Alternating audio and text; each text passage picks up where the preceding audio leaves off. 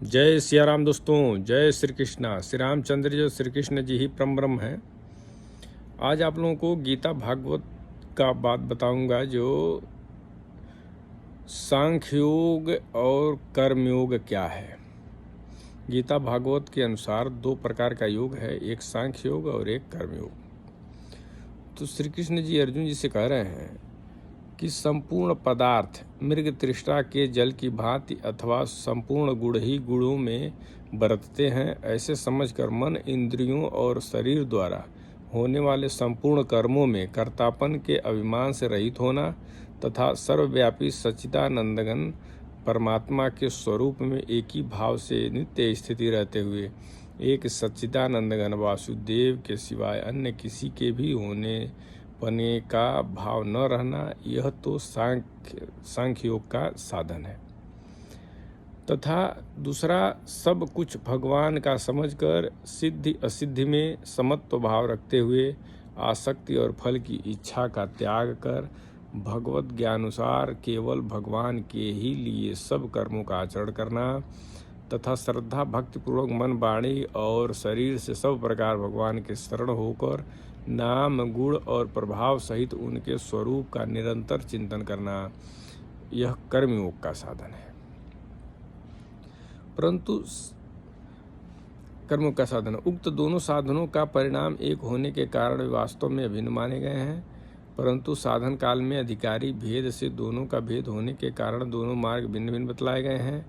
इसलिए एक पुरुष दोनों मार्गों का एक काल में नहीं चल सकता। जैसे श्री गंगा जी पर जाने के लिए दो मार्ग होते हुए भी एक मनुष्य दोनों मार्गों का एक काल में नहीं जा सकता। उक्त साधनों में कर्मयोग का साधन संन्यास आश्रम में नहीं बन सकता, क्योंकि संन्यास आश्रम में कर्मों का स्वरूप से भी त्याग कहा गया है, और सांख्य योग का साधन सभी आश्रम में बन सकता है।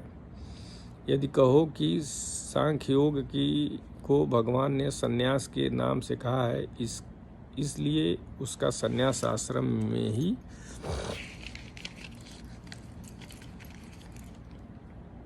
अधिकार है, गृहस्थ में नहीं, तो यह कहना ठीक नहीं है।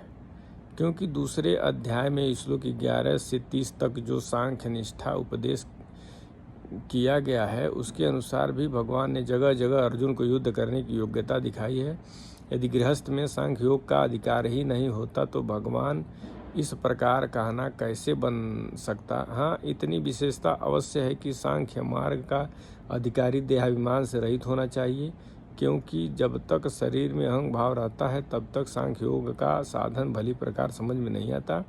इसलिए भगवान ने सांख्य योग को कठिन बतलाया है तथा साधन में सुगम होने के कारण अर्जुन के प्रति जगह जगह कहा कि तू निरंतर मेरा चिंतन करता हुआ कर्मयोग का आचरण कर।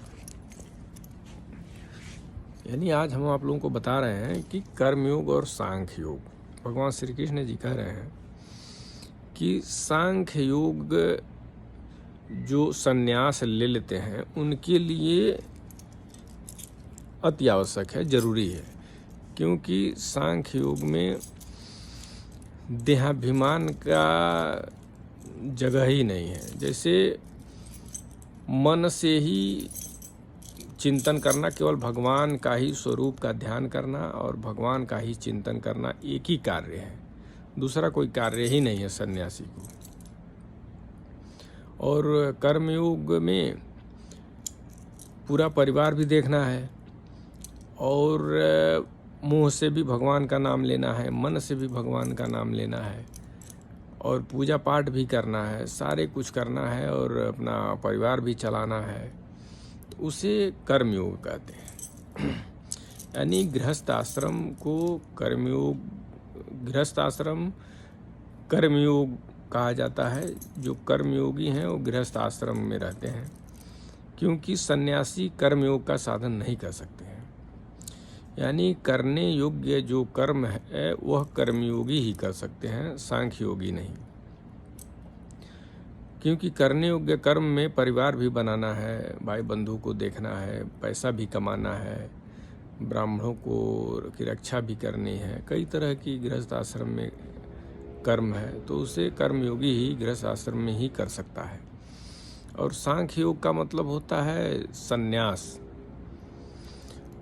तो इसमें ये बताया गया है कि अगर सांख्य योग का आचरण अगर करना है तो गृहस्थ में रहकर भी किया जा सकता है। जैसे मन से सन्यासी हो, शरीर का उतना लगाव न हो।